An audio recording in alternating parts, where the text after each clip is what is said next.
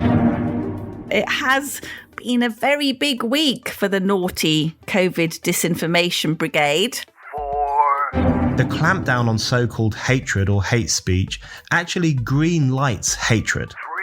3. These people have to live in the real world, not in Ed Milliband's windmills of your mind. 2. It's completely mad. The Swedes have finished their COVID inquiry. The Italians have finished their COVID inquiry. 1. We have liftoff. Welcome once again to Planet Normal, the Telegraph podcast with Allison Pearson. Hello? And me, Liam Halligan. The benefits of lockdown were, quotes, a drop in the bucket compared to the costs, end quotes. No, that's not a reference to what Allison and I were telling Planet Normal listeners back in the summer of 2020, just a few months into the pandemic lockdown. That drop in the bucket quotation comes from a landmark study conducted by scientists at Washington's Johns Hopkins University, one of the world's most respected medical schools, together with the highly prestigious Lund University in Sweden. Researchers say draconian measures taken in spring 2020 had, quotes, negligible impact on COVID mortality compared with lighter touch countries.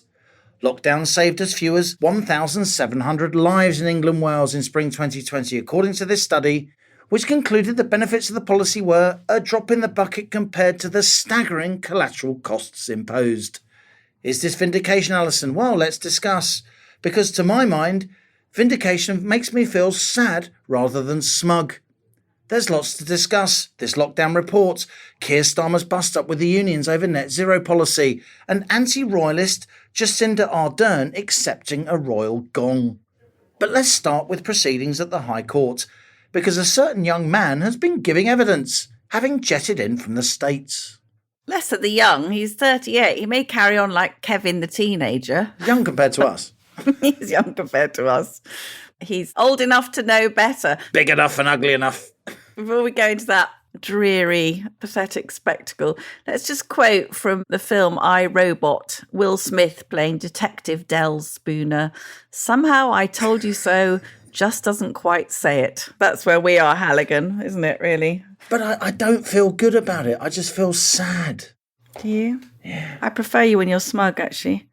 It is my natural state. It is your natural state. Why are we feeling sad? It's just ridiculous, honestly. Everything we knew now. The air is full of vultures coming home to roost. Because this was the biggest policy mistake in British peacetime history. Yes. To my mind. It completely was.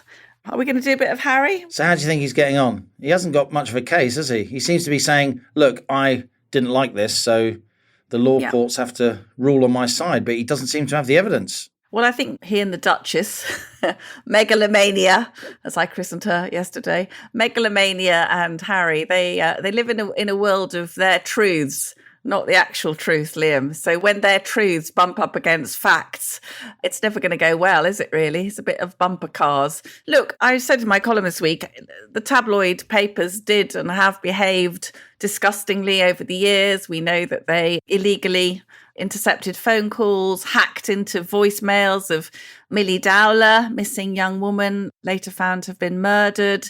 Atrocious behaviour. I do think it has improved a lot post-Leveson. I don't know what you think. I think there are far fewer stings in the tabloid press, but I'm afraid that Prince Harry, I think he feels that so on the moral high ground that he needs breathing apparatus to come down to talk to the plebs, but he just has lost any moral authority, Liam, as far as I'm concerned. I don't regard him as a royal. He announced himself in court as fifth in line to the throne. This is someone who makes a lot of his sort of egalitarian tendencies, but scratch the surface, and he's just a rotten old snob, isn't he?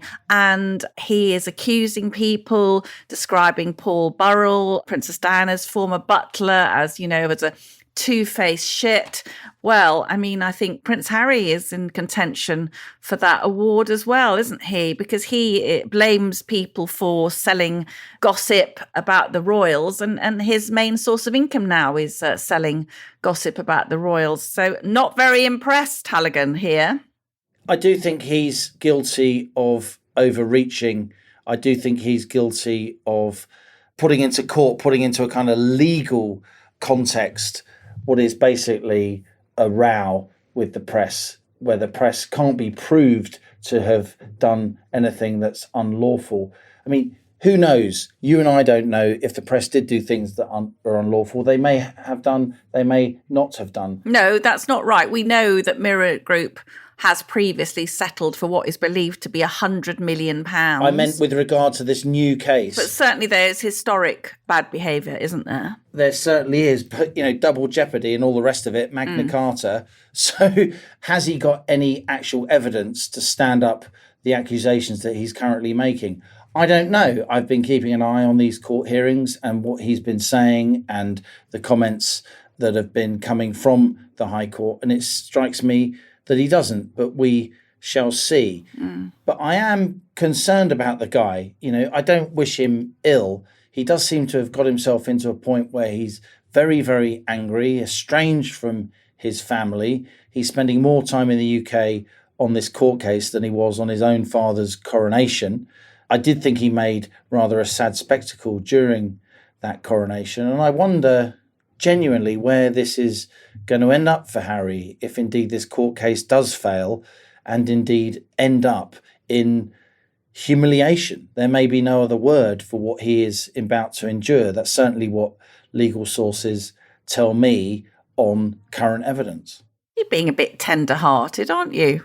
I mean, if you think about it, he doesn't lack resources or connections. I mean, basically everything he has is based on an accident of birth. I'm a monarchist because I think constitutional monarchy is the most stable system for our country. But I think when somebody like him starts behaving like this, gets up in court and says that the government of the country and the media have hit rock bottom, it's not his place to be pronouncing on the government as a royal, albeit an exiled one. He's not supposed to pass any kind of political comment at all. So no, I really think we've got more things to worry about. And I think there's certainly a lot of people who don't have his advantages, who have also survived very difficult upbringings, who've, had to put things behind them and just get on with life and make the best future for themselves and their children. I also note, and this really does grate, that whilst kicking the institution and, for its racism or its unconscious bias, Elizabeth II, when we think of that great queen, we automatically reach for the phrase unconscious bias, don't we? So having, dobbed in his grandparents, been absolutely foul, he clings on to the titles prince and princess for his own children. So talking the talk, but not walking the walk. I don't mind the fact that he's going to be humiliated, but I just wonder how capable he is of dealing with that humiliation. Let me put it like that. Yeah, I don't think he's going to like the idea that he's wrong. And having been brought up surrounded by people who say, yes, sir, no, sir, 3 bags full, sir, it's going to be a bit of a shock. Precisely. But coming back to your intro, co-pilot, it has been a very big week for the naughty COVID disinformation brigade. People who dared to suggest that lockdown might be a tad counterproductive. That may be thee and me. But as you said, you referenced that big report from Johns Hopkins and Lund University. I mean, we know all this stuff really, but it's good to see it written down. Draconian measures had only a negligible impact on COVID mortality. Policy failure of gigantic proportions. Lockdowns prevented just 0.2% of deaths in comparison with places like Sweden, where simply trusting people to do the right thing seemed to have worked almost as well. Plus, they thought that lockdown might actually have caused more deaths by stopping people from going out of doors. This is one of my main themes, isn't it, co-pilot? Yeah. The idea that they said we could only take one form of exercise outside a day, when Anders Tegnell in Sweden basically told Swedes to be outside as much as possible. So we have this, terrible picture now emerging of the detrimental impact of lockdown on children's health, on education, on the NHS, as we know, on economic growth, 400 billion down the drain. But it's interesting. I think one of the big things of this week, we saw two big pieces in the Telegraph, a piece about that survey. And just as we are seeing this mountain of evidence emerging about how dreadful lockdown was, we also discover via a Telegraph expose that the government was involved in suppressing the very people who were rightly, as it turns out, raising objections. Now, this was a big story. The government covertly monitoring lockdown critics, possibly including us, using artificial intelligence to do that. Social media firms, we think, may have used technology to stop certain posts being promoted. And there was a thing called the Counter Disinformation Unit, a suitably Orwellian title, and a counterpart in the Cabinet Office. And some posts were removed from social media altogether following meetings of the Counter Disinformation Policy Forum. Now, this unit was flagging discussions about lockdown policies and criticism, and the Telegraph produced documents which showed, Liam, that British citizens, including highly respected scientists and former Planet Normal guests like Professor Carl Hennigan, campaigners like Molly Kingsley, my dear friend Molly Kingsley, a mum, a lawyer, founder of Us for Them, to campaign for children during the pandemic, they had their posts monitored. And before I hand over to you, let's just think about the fact that Molly Kingsley, mother of two little girls, a lawyer, respectable member of the community, was spied on by her own government in an attempt to curtail discussion of coronavirus policies and articles that Molly had written for the Daily Telegraph, edited by our own staff, articles cautioning against school closures, the wearing of face masks in classrooms, and the vaccination of children, had been flagged up by the Counter Disinformation Unit, which was set up by ministers originally to tackle supposed domestic terrorist threats. Absolutely horrifying. We do need to distinguish between this John Hopkins Lund study and also the Telegraph's piece, as you say, which relied on freedom of information requests, an excellent piece of work by our investigations team and our Whitehall correspondent, Tony Diver, highlighting this counter disinformation unit. What I think is really scary is how the government collaborated with the tech giants, with the likes of Facebook and Twitter, to marginalise and discredit the likes of Professor Carl Hennigan, an Oxford professor, the likes of Molly, as you say, probably even the likes of us as well, Alison. We do need to find out the extent to which our work was discredited and basically removed from the public square by these social media giants, belying us the ability to connect with people who had chosen to follow us based on our previous journalistic work and broader reputation. It really is Orwellian, as you say. It really is concerning. And I've highlighted in the past the way the statist proclivities of lockdown haven't ebbed away. So we went in lockdown from roughly 40% of our GDP was taxed to 53, 54, 55% in 2020, 2021. Instead of the state going back to 40% of GDP, we're back at 45, 46%. It's as if the state doesn't want to give up the power that it has purloined during lockdown. And I do wonder, beyond these freedom of information requests, whether or not the culture of the state will be to relinquish this power that it's got. Will it stop controlling social media? Will it stop marginalising particular journalists? You know, we are the Daily Telegraph. We are the Sunday Telegraph. This is the biggest broadsheet newspaper in the United Kingdom. Yes. And we're quoting many times tenured professors at the world's leading universities. We were talking to people like Jay Bhattacharya, Shinatra Gupta from Stanford and Oxford, respectively, Martin Koldorf from Harvard. We were giving these people a platform based on their massive world-class knowledge of what was going on at a time when the world was at a crossroads. How do we respond to this virus? Not in the early weeks when we didn't know what it was. It could have been smallpox. But once we realised that it wasn't, and once we realised the extent to which it affected people of different ages and didn't affect people of different ages, the whole idea of more discretionary shielding, of a more moderate response, different from complete lockdown, was blown out of the water, not least by the inability of people like us to really push through, because the government and the tech giants between them were stopping us from having our say, and far more importantly, Alison, stopping us from asking sensible questions from world-leading experts. It's completely mad. From doing journalism, basically. I mean, we know that the trade of journalism did not emerge with great credit from that period. It fills me still with a really strange feeling to think that, a profession I belonged to was not asking the questions which we in our own... I wish we'd had more power, Liam. I wish we'd had more influence. I think at least we can say that we did as much as we could. And I don't know if I said this to you before, but I'm not a physically courageous person. You're a much more physically courageous person than I am, but I have a little bit of moral courage, and I'm very, very proud. We'll always be proud that, us and listeners, that we did our absolute best. But the situation, as far as I can see now, as we discovered from the Telegraph just in the last 24 hours, that Oliver Dowden, the mild-mannered little Oliver Dowden, looks a bit like Stan Laurel, now the Deputy Prime Minister, he was in charge during the pandemic as the culture secretary of this disinformation or counter-disinformation unit set up or extended to start tackling COVID disinformation in March 2020.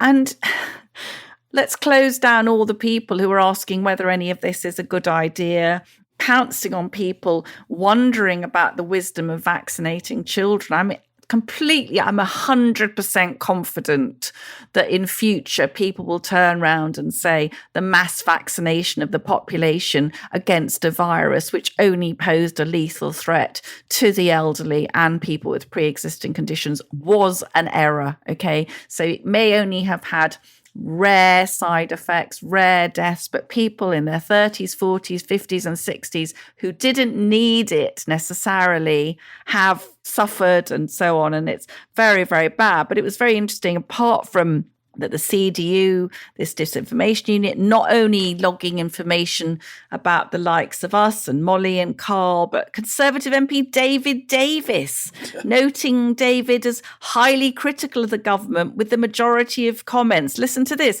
criticising Imperial College and blaming X personally for lockdown. It says that the disclosure is not linked to David Davis's specific comment, but it came 5 days after Mr. Davis had co-written a piece for the Telegraph criticising the Imperial College London scientist Neil Ferguson's modelling. Of course, he was criticising Neil Ferguson's modelling. So an elected MP in a liberal democracy is being censored by a government counter-disinformation unit for criticising a scientist. And just to finish, that the Telegraph also found that Michelle Donnellan, who is Oliver Dowden's successor at the Culture Department. Now, Michelle tried to have this unit shut down, Liam, after she took over. She was uncomfortable that the unit was flagging social media posts by British citizens that were neither disinformation nor misinformation. I'm very glad that we've actually got a member of the cabinet who is uncomfortable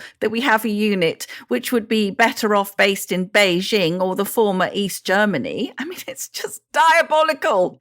And you're right, they're not going to go, are they? They're not going to give it up. They're not going to give it up. No. And just as this stuff is coming out, just as this Johns Hopkins report's coming out, just as the Telegraph is doing this journalism, the entire media establishment is disappearing down this wormhole of whose WhatsApp messages are going to be released. And old Rishi doesn't want to release them. Yeah. And Boris kind of wants to release them. Has he outmaneuvered the Cabinet Office? It's completely mad. The Swedes have finished their COVID inquiry. The Italians have finished their COVID inquiry. Even the Italians.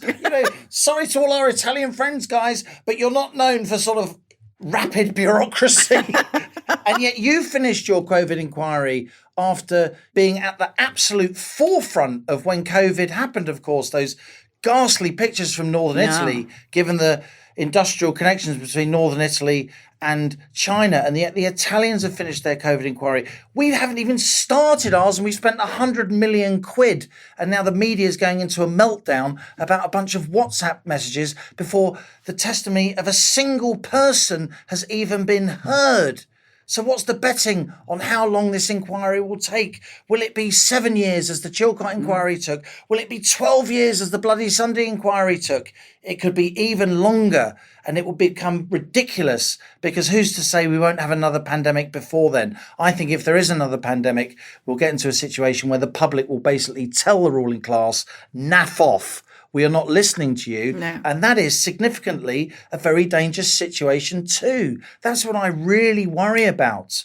The political and media class has now disrupted and foregone its ability to talk to people and be trusted, because it's made such a mess, not just of lockdown itself, but also interrogating what we did during lockdown. You know, one of my legendary rants this week was based on the news that Jacinda Ardern, former Prime Minister of New Zealand, has become a dame, Liam, and why not? And it's literally, I couldn't have been more pleased if Nicola Sturgeon had been made a dame.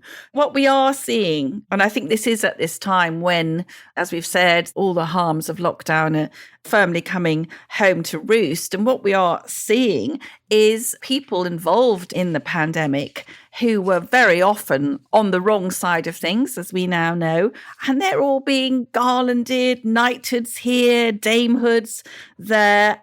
So Chris Whitty gets the knighthood, while Carl Hennigan, who was actually arguing for the UK's pandemic plan, is spied on by agents of the state for disinformation. Now, the disinformation was the plan. Everything that was called COVID disinformation was the UK's pre-existing pandemic plan. Now, try and get your head around that. People were being censored and spied on for actually supporting what had always been official policy, which must have been approved by Sir Chris Whitty. We will come back to this in future weeks, Alison.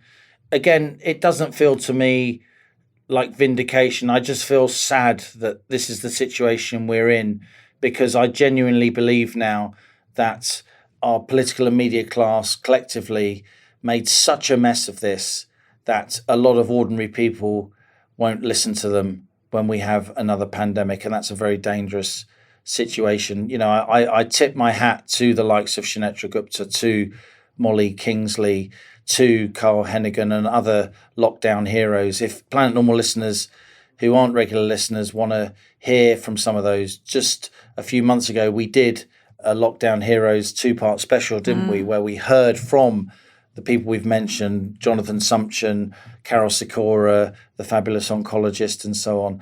We weren't doing anything that was particularly journalistically special. We were just open-minded, and we listened to people like Macmillan Cancer Trust. We listened to people from the front line of the NHS who were contacting us and talking to us anonymously and bravely about what was really going on. We just had the courage to convey their messages when many of our colleagues in journalism had their fingers in their ears and were saying la, la, la. And someone else, so I think, just to finish, who's saying la, la, la at the moment is Keir Starmer. I think it's really interesting what's happening since Keir Starmer unveiled his new policy for the North Sea to ban all new investment in oil and gas. There's been a hell of a backlash from major trade unions. You've had the GMB, the third biggest trade union in the country, saying that Labour's policies on the North Sea are incoherent and dangerous. You've had Sharon Graham, who, of course, is the head of Unite, the second biggest trade union in this country. Both these unions, major bankrollers of Labour. Sharon Graham comparing Labour's plans to just ban all new investment in the North Sea. The UK's oil and gas complex, of course, employs upwards of 200,000 people in Aberdeen, across Scotland and across the country, not least in our ports and associated industries. You've had Sharon Graham comparing Labour's policy with the Tory policy to close down all coal mines in the 80s, which of course is ideologically like nuclear waste to the Labour Party. Really incredible. And now you've had Keir Starmer on Monday go to the GMB conference in Brighton and say, oh, it's okay. I accept that we're going to be using oil and gas, quotes, far, far into the future. Well, if that's the case, Keir, Why are you closing down the North Sea? We're just going to have to import all this oil and gas with much bigger implications for our carbon footprint and at much greater cost. I agree, Liam. I think it's shaping up now, having had this sort of net zero consensus. I think it's getting very interesting because we've talked before about a favourite phrase of mine, luxury beliefs. And I do think net zero is a pet project of the entitled classes. You know, people who like to feel good about themselves with a Tesla parked out the front of the house to signal the eco credentials and the Range Rover and a little run around the back. And we are getting more and more emails, Liam, from Planet Normal listeners who run businesses, people who work on oil rigs, who are heating engineers. And these people have to live in the real world, not in Ed Milliband's windmills of your mind. Absolutely nonsensical. And I think that hurrah for Gary Smith. Now, I can recommend, actually, I've just been reading... The guy who runs the GMB. Who was, as you said, was absolutely damning, wasn't he? And so articulate attacking Keir Starmer. So articulate. But also talking about stupid, catastrophic, stinker of a plan. And it was going to be more imports, which should be bad for the environment. Absolutely calamitous in terms of jobs. So I think what we are seeing now is the practical, commonsensical people across the political spectrum really starting to stand up against this elitist nonsense and realising that net zero, while a desirable goal, is going to take decades and decades. We're probably, realistically, it will be the end of the century before we're even close to it. We need to end this section, Allison, with this, by Noel Harrison. Like a carousel that's turning, running rings around the moon, like a clock whose hands are sweeping past the minutes of its face, and the world is like an apple whirling silently in space, like the circles that you find in the windmills of your mind. Oh.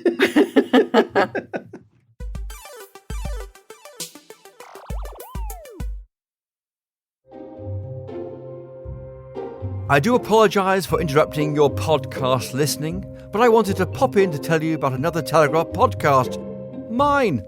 I'm Christopher Hope, also known as Chopper, and I'm one of the paper's long-standing political reporters and host of a weekly podcast called Chopper's Politics. It's full to the brim with political insight and Westminster gossip, recorded from the heart of the action in the Red Lion pub, just around the corner from Parliament and Downing Street. Each episode I chat to the movers and shakers in British politics. So pull up a pew and join me for your dose of analysis, news and views on Chopper's Politics. Find it wherever you're listening to this podcast. Cheerio!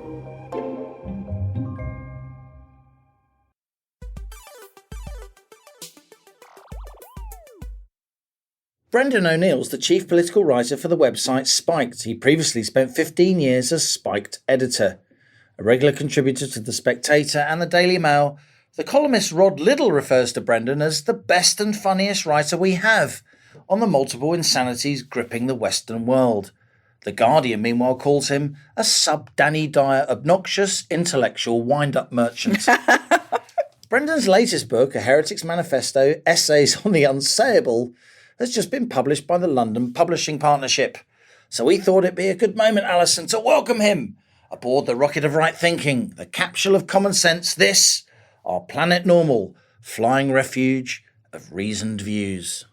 I started by asking Brendan, when it comes to all this woke stuff, all this cancel culture, wasn't he over-egging the argument a little bit? Well, I have been known to over-egg things, if I'm going to be honest with you, but I think in this case, I don't think I am. And I do think there is a very anti-heresy atmosphere, by which I mean anyone who thinks differently or who goes outside of the elite consensus opinion on certain issues does often find themselves being hounded, harassed, no platformed from university campuses, sometimes even sacked from their jobs. There have been women in particular who've been sacked from their jobs or deprived of work because they dare to say that biological sex is real. And one of the points I make in the book is that if you live in an era in which it's even a risky business to say that only men have penises and that women don't, then you know that things have gone pretty far. So I do think there's an ugly atmosphere around open debate. We do need to challenge it. You and I got to know each other during lockdown. We weren't COVID deniers. We both agreed and accepted, as Allison did, and as you and your colleagues at Spike did, that COVID was definitely a dangerous virus. But we were labelled lockdown deniers, weren't we? Because we were coming up with concerns about the collateral damage that lockdown was doing. Collateral damage that's now been absolutely stood up, if you like, confirmed by numerous studies, not least the latest study from scientists at Johns Hopkins University, one of the world's leading medical schools, and indeed Lund University in Sweden. The questioning of government policy, you write, was considered during lockdown as grave an affront to the expert class as the cries of those who said COVID itself isn't real, that it's all a scam-demic. That really resonated with me, and I'm sure it'd resonate with Allison and Planet Normal listeners, how the likes of us were criticised, dismissed as beyond the pale, simply for questioning the efficacy, the effectiveness, the wisdom of lockdown itself. Yeah, that's right. And I think the lockdown era, the way in which freedom of dissent and freedom of speech were crushed, essentially, in many ways. There were certain things you couldn't say on social media sites. You risked being blacklisted from Facebook if you criticized masks, for example, or if you were overly critical of certain lockdown policies. We know that the government here was essentially spying on people to make sure that they weren't saying problematic things about lockdown policies. So it was a very difficult time for people who wanted to express dissent about a government policy. That's what we need to remind ourselves of. And the point I make in the book is that critics of lockdown were lumped together with people who said that COVID doesn't exist, it's an invention, it's made up by Bill Gates, who just wants to inject us all with vaccines, or whatever their story was. We were all lumped together as deniers. I think it was a very good example of how bad things can get if you accept the tactics of demonization that are used by censors and illiberal people these days, because they will always seek to demonize people and shame them into silence. And they have certain words, and one of them is denier. If you criticize climate change alarmism, you're a climate change denier. If you criticize lockdown, you're a lockdown denier. The other one, of course, is phobe. If you are agitated by certain aspects of the transgender lobby, you're a transphobe. If you are not a huge fan of same-sex marriage, as many Christians aren't, you're a homophobe. If you criticize any aspect of Islam, you're an Islamophobe. So there's these constant tactics of demonization to depict people's ideas as not simply wrong or something we should discuss or something we should debate, but as beyond the pale, unfit for public life. And that's one of the reasons I wrote this book. I wrote this book to say, listen, we need to allow all views to have free expression in order that we can have an honest debate and work out what's the best way forward for society.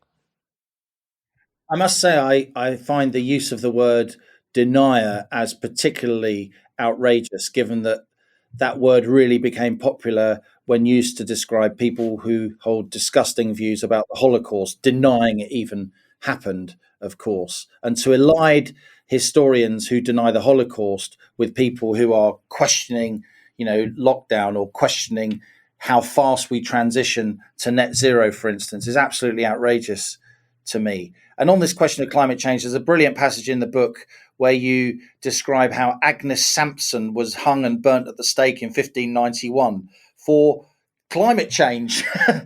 Let's talk a little bit about climate change. Do you sense that something is shifting, Brendan? People like you and I, we don't question that it would be great to use less fossil fuels. We question the pace at which it happens. We delve into the science of how we need to do that, transition to electric vehicles and so on. But just for talking about the technical and pacing aspects of this massive shift in how we generate energy, we're called deniers, aren't we? Do you think Starmer is now coming up against the reality of climate change? Across Europe, it seems to me, a lot of industrialists, a lot of mainstream politicians now are questioning the pace at which we're moving towards climate change. The Labour leader is being attacked by the GMB and Unite, two massive unions, isn't he, for banning, as he says Labour will, new investment in North Sea oil and gas. Yeah, I think something very interesting is happening. And I hope that what you've described, I hope that is happening, and I hope it happens more.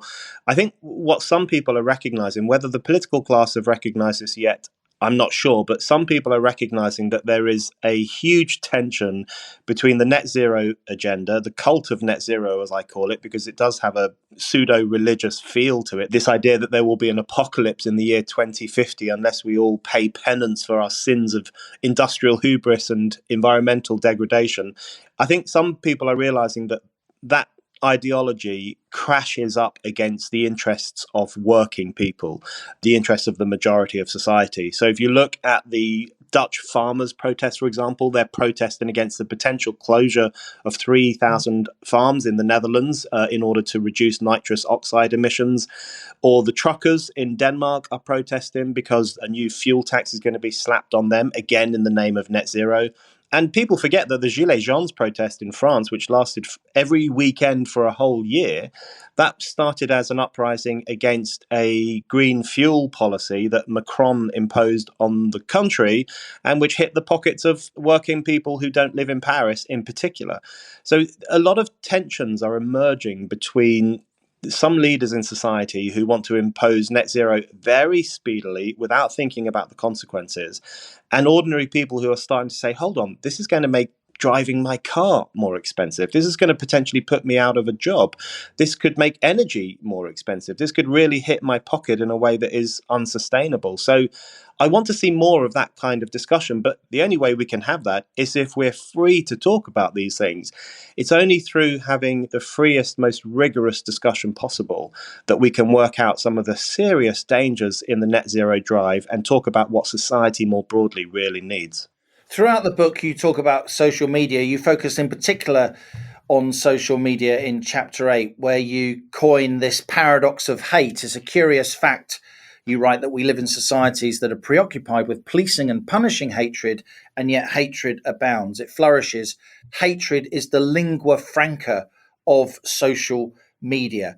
To what extent has social media fanned the flames of this atmosphere that is so anti-heretical? Yeah, I think it has played a big part. I'm always a bit reluctant to blame social media alone, but I definitely think it exacerbated trends that already existed in society. I mean, just one example, it makes it easier to form a mob. You don't even have to leave your home. You know, in the old days, you had to get dressed, put on your boots, light a pitchfork and walk down to the town square. You know, there's a bit of effort involved. These days, you can stay in your bedroom and you can join a virtual mob that is calling Kathleen Stock every name under the sun, or demonizing Allison and you, for example, and other people that we know. So, you know, people get a kick from being part of those kinds of mobs, and it's very easy to do thanks to social media. It's such an interesting paradox to me that we have more anti-hate speech laws than ever, not only in society, but on university campuses, workplaces, and yet public discussion feels more hateful than ever. If you look at the things that are said about someone like J.K. Rowling, or the things that are said about Tories, people on the right, I mean, the most venomous things are said about them. And the point I make there is that actually I think the clampdown on so-called hatred or hate speech actually green lights hatred. Because what it does, it says that these people are beyond the pale. This woman, J.K. Rowling, is essentially a witch. So go for her, do anything you want. And it says that about quite a lot of people. So when we brand people as hateful, we actually greenlight the use of hatred against them. And I think that's one of the paradoxical and very toxic elements of our witch hunt feeling in our society, where we pretend to be progressive, we pretend to be politically correct, but actually we're often unleashing mobs to silence supposedly difficult people. You do talk about J.K. Rowling, don't you? Her crime is well known. She thinks women are not men. She thinks a man never becomes a woman, despite how many pills he pops or surgeries he undergoes. Her heresy is to understand biology. For that, she is insulted and threatened daily. The hatred for Rowling really is intense. She's branded a TERF, which literally means trans-exclusionary radical feminist, but which really means subordinate, possibly hysterical woman who outrageously refuses to bow before the ideology of transgenderism. And of course, on social media, she is absolutely walloped. But so are people like you and I, Brendan, middle-aged white men. We're called gammons, aren't we? And it's incredible to me that phrase, as you taught me, goes all the way back to Edmund Burke in 1790 in Reflections on the Revolution in France. Of course, the Irish-English political philosopher Edmund Burke, learning will be cast into the mire and trodden down under the hooves of swinish multitude.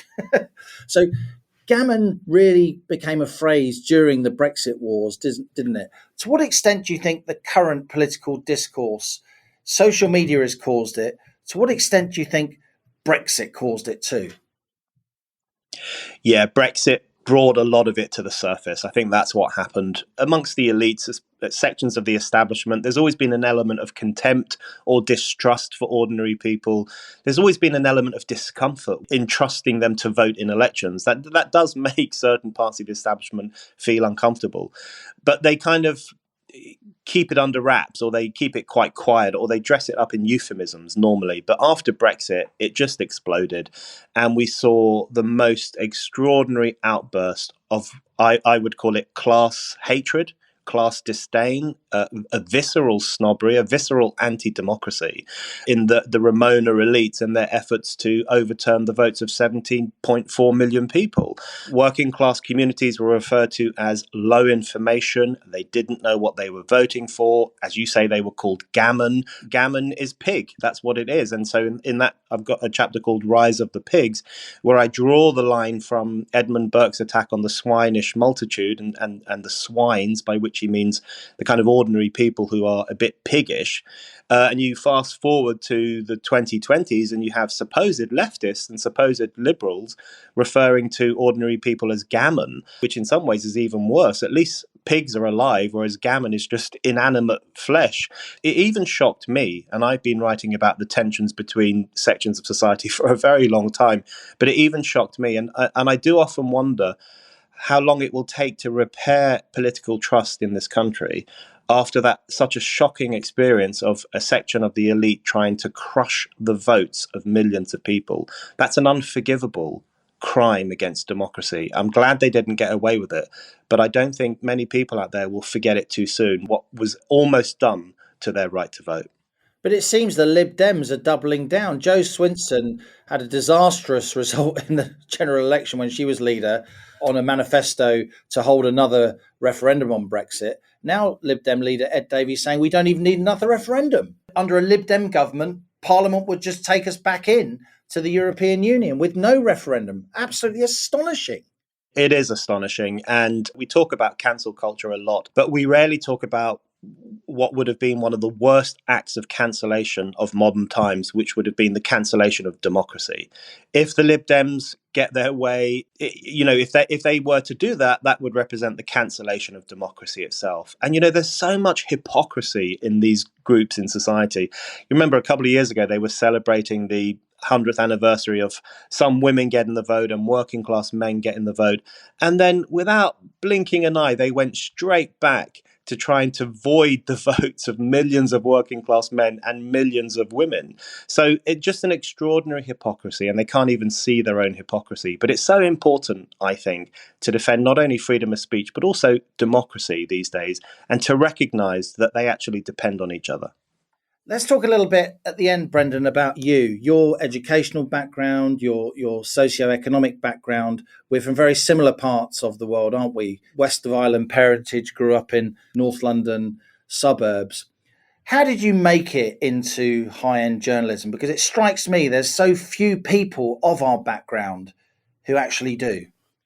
Yeah, and it's becoming harder and harder, I think. I came through in a very strange way, which is impossible for most people. So I started writing for Living Marxism magazine back in the 1990s, a very long time ago. I was involved in radical politics back then. So I was a kind of left-wing agitator, one of the good ones, I would say, certainly not a Corbynista type. And that's how I got into writing for Living Marxism, and then the rest of it kind of flowed from there. But you're right, it's increasingly difficult for people like us and people the kind of people we grew up with to get into journalism. I grew up in Burnt Oak in northwest London in a large family in a council house. My parents are from Ireland. In fact, I've just last night came back from Connemara to visit my parents. And for people like that to get into the media is very difficult for a number of reasons. I think there are two reasons. Firstly, because You actually just need to have a lot of money behind you in order to do the grunt work of being an intern for a couple of years or being the tea boy at some radio station or at some newspaper. Working class people don't have that time. They don't have that luxury. They need to start working and earning a living. So it's closed off to them in that sense. But there's another reason that's not talked about very often, which is that much of the media, particularly the liberal media, particularly The Guardian, The Independent, the BBC, I would say, and increasingly the Times, they're quite hostile to those sections of society. They look down their noses at those sections of society. They don't understand the communities that these people come from. They don't understand their values. They think they're all a bit backward, a bit stupid, too Brexity, probably unhealthy, bad parents. You know, we need a sugar tax to control their eating habits. We need other measures to stop them from saying or doing stupid things. I just think that there are probably some brilliant minds out there in the red wall parts of the country, in working class parts of London, brilliant young men, brilliant young women who would be fantastic writers, but who can't cut through. Firstly, because it's unaffordable. And secondly, because they probably look at the media and think, they don't want people like me there. It's such a shame. And I think the British media loses out enormously when it loses those voices. Well said, Brendan. And thanks a lot for appearing on Planet Normal. Thanks, Liam. So there he is, Allison, Brendan O'Neill. And as I said earlier, a Heretic's Manifesto, Essays on the Unsayable, has just been published by the London Publishing Partnership. I must say, as Brendan and I were discussing there at the end of the interview, it really is a shame that more people like him are not in journalism, because I do feel our parents' generation, the generation before that, really intellectually gifted autodidacts like Brendan O'Neill would have been all over our media, shaping opinion, pushing forward arguments. And yet there are so few people like him now at the top end of journalism. I was fascinated to learn that he'd sort of cut his teeth as a Marxist. I mean, that's terribly interesting, isn't it? The intellectual journey he's been on. I'm certainly going to buy a copy of Brendan's book, Heretic's Manifesto. I find him fantastic commentator, Liam, and I think listeners will have heard that sort of robust, good sense. He was one of the people during the pandemic who, for me, I know we kept each other going, but he was he's like a kind of a really good handrail to hang on to when you've got a topic that's really concerning you or upsetting you. Brendan is always a great person to anchor you and bring you back to the real world. And I agree, as we've said many, many times, people from more normal backgrounds not getting into those positions. I forget how many or how few national newspaper columnists went to a state school. There aren't very many of us. And that is very odd. And that doesn't mean that people from other backgrounds shouldn't be represented, but they are disproportionately dominant in journalism because, as Brendan says, you know, you just have to have money now to be able to take these unpaid internships, which are a kind of child labour, aren't they, really? But no, he's fantastic and a real Planet Normal citizen, I think, in the fullest sense.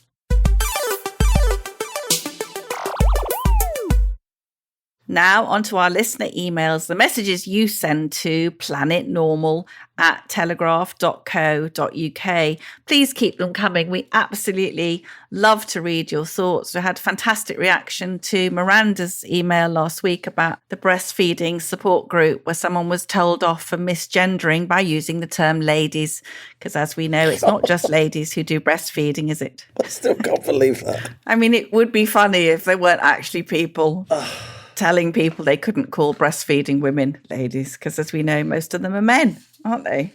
Anyway, very interesting stories coming in this week from listeners. You'll have noticed, Liam, that Suella Braverman has been pushed back by the Department of Education in her bid to stop so many foreign students coming to the UK. It's something we've touched on the podcast before, particularly concerns about the universities preferring higher fee-paying foreign students to kids from our own country.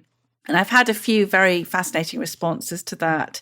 David says, I'm a lecturer at a major London university. We have a flagship undergraduate programme. In the academic year 22-23, I was astonished to discover of the usual 140 intake, 66% was Chinese, and there were only 3 British kids.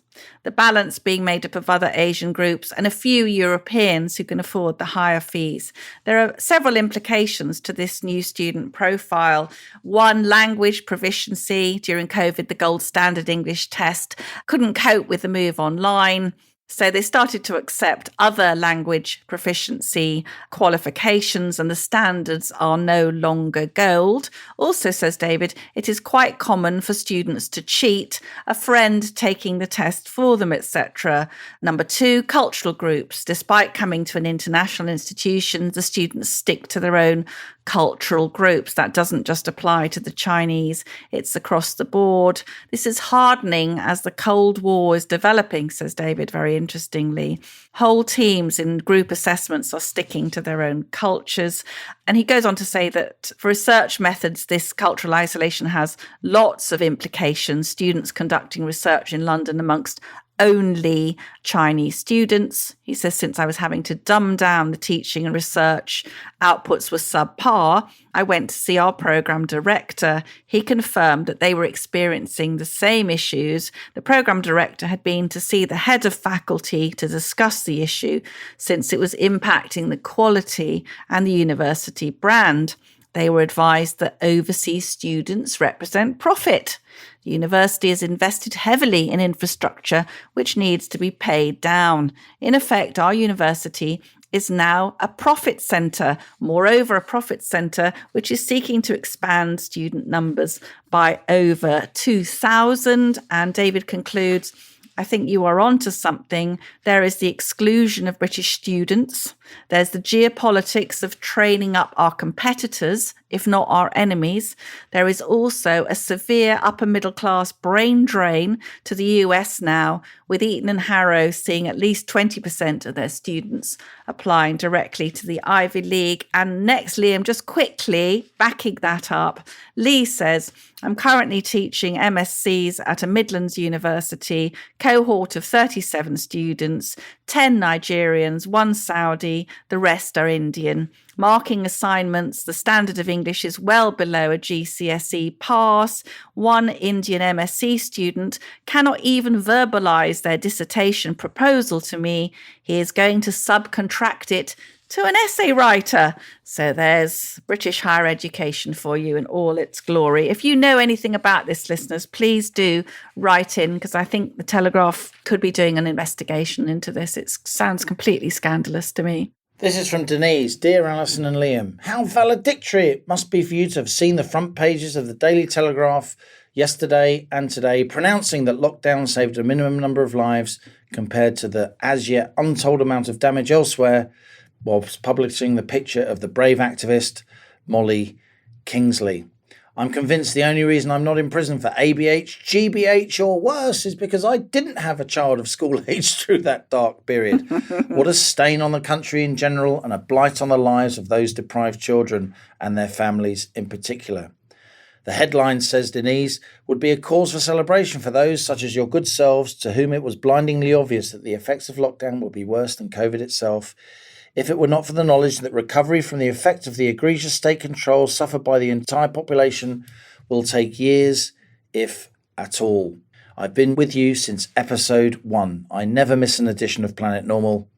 Keep it up. Thank you, Denise. Fantastic. This is from Steve.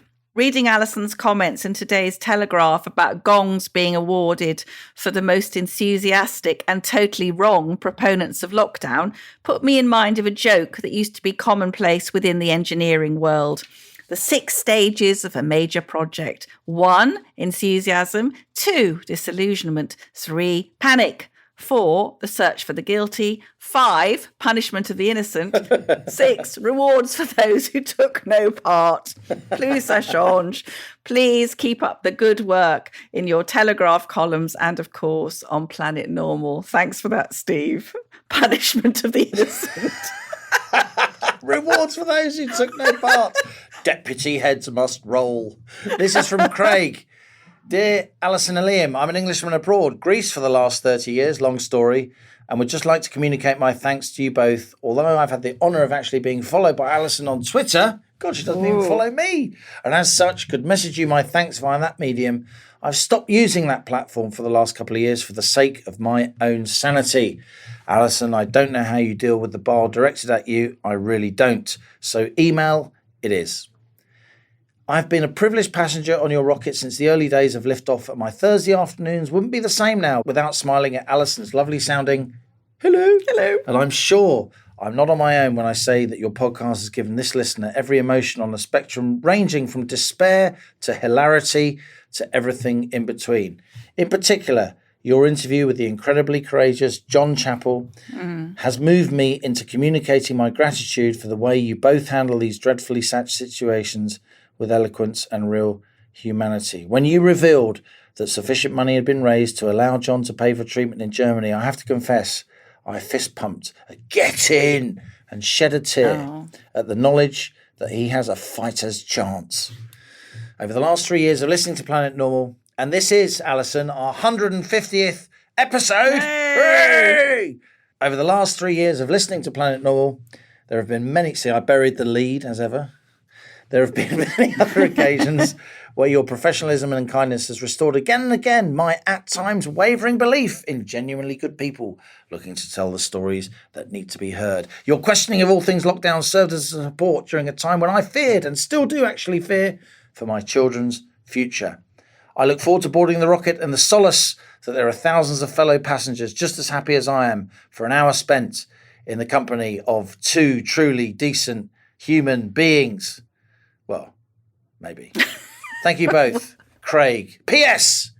It's pronounced nosocomiou, like from the Greek word for hospital, from O Sole Mio. Don't at me. Nosocomiou. I'm so proud about knowing that word. By the way, to everyone, thanks again for your huge generosity to John Chappell, John's fighting fund to try and find some better treatment for his cancer. Now stands at over £125,000, which is wonderful. And I know he says, I'm supposed to be a writer, but I am lost for words. Everybody's kindness, it has genuinely given me hope, something I haven't had for a long time. And new listeners catch up with the interview last week with John. Absolutely amazing stuff. Yes, and you can still find his GoFundMe page. We'll put the details in the show notes. Emily says, reacting to my rant about Dame Jacinda Ardern, so many of us who disagree with the patent nonsense being peddled during the second Project Fear, driven by charlatans such as Professor Where's My Trousers Ferguson, have every reason to feel entirely disillusioned and despairing. I hadn't realised just how many of the mad, bad and dangerous to have in authority over us have been rewarded with honours, while those such as Professor Gupta, a woman of enormous good sense and courage, have been vilified and humiliated. Allison's summary of Jacinda Ardern's crimes against her citizens and her sickening toadying to China was especially succinct. There are so many thousands of non-COVID dead as a result of this hysterical blundering and wicked incompetence and self-promotion and aggrandisement who have no voice save yours and the too few other brave journalists like you. Please keep up the good work. And this is from Gareth. If I were king with medieval powers, then Sir Liam Halligan, Marquis of Essex, would be my Chancellor of the Exchequer. Baroness Pearson, I want to be Dame Allison. Baroness Pearson would be Communications Director. Sir Carl and Dame Sinetra would be my medical advisors. Molly Kingsley, OBE, would be in charge of child welfare at schools across the realm, and also asked if she would like to become one of my mistresses. I'll pass that on, Gareth. Your luck's in, Molly. Matt Hancock would spend the rest of his days cleaning the toilets at a cancer clinic. Too bloody true. And if Peter Daszak, he was one of the prime scientist movers, wasn't he? If Peter Daszak were to set foot in the kingdom, then his head would be on a spike by the following sundown. Excellent suggestions, Gareth. Thank you. And on that medieval bombshell, that's it from Planet Normal for another week as we leave our sanctuary of sweet reason, our flying refuge of reasoned views. Email of the week. It's my turn. And I think it should be Denise. Yes. Denise, great to have you emailing us. You're a regular correspondent to Planet Normal. You have now won a Planet Normal mug. Email us at planetnormal@telegraph.co.uk. Give us your postal address. Put in the email subject heading mug winner, and a rare as rocking horse blue Planet Normal mug will wing its way towards you. Listeners might like to know that there's a special dinner on Friday for a little group of the rebellious women, and that includes Molly Kingsley, your co-pilot here, Shanetra Gupta, Laura Dodsworth, Julia Hartley-Brewer, and the special guest. This week we are allowing in a person with a penis, which is unprecedented, but it is Liam Halligan. Because I am a woman. You can identify as what you like, darling. Anyway, if you enjoy Planet Normal, please leave us a rating and a review on Apple Podcasts or Spotify. They very much cheer us up. And as we speed away from our beloved Planet Normal and the madness of planet Earth comes back into view, thanks as ever to our producers, Isabel Bouchard, Elliot Lampett, Cass Ho and Louisa Wells. Stay safe and in touch with us and with each other until next week. It's goodbye from me. And it's goodbye from him.